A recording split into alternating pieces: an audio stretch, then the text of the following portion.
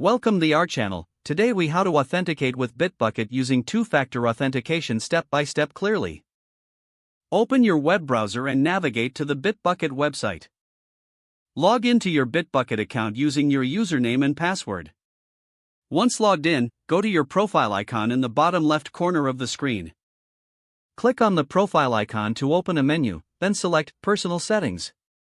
In the menu on the left, look for the Security section. Click on Two-Step Verification within the Security settings.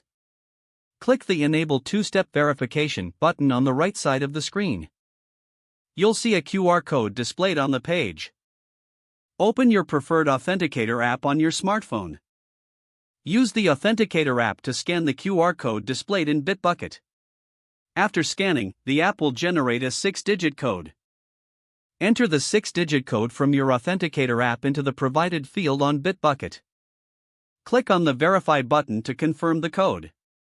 Once verified, Bitbucket will provide you with backup codes. Store these backup codes in a secure location in case you lose access to your Authenticator app. After saving the backup codes, click on the Done button to complete the setup. From now on, whenever you log into Bitbucket, you will need to enter the verification code from your Authenticator app.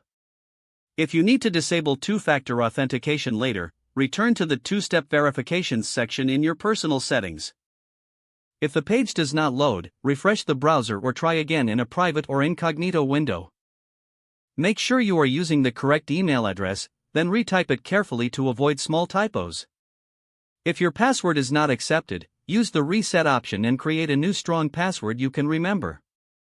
Check your spam folder for verification or security emails, then complete any requested confirmation steps.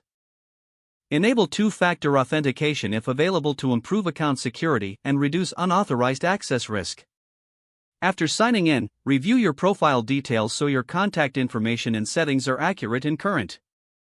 If you see an error message, note it down and try again after restarting your device and internet connection. Log out when you finish, especially on shared devices, to keep your account and payment information secure. If the page does not load, refresh the browser or try again in a private or incognito window. Make sure you are using the correct email address, then retype it carefully to avoid small typos. If your password is not accepted, use the Reset option and create a new strong password you can remember.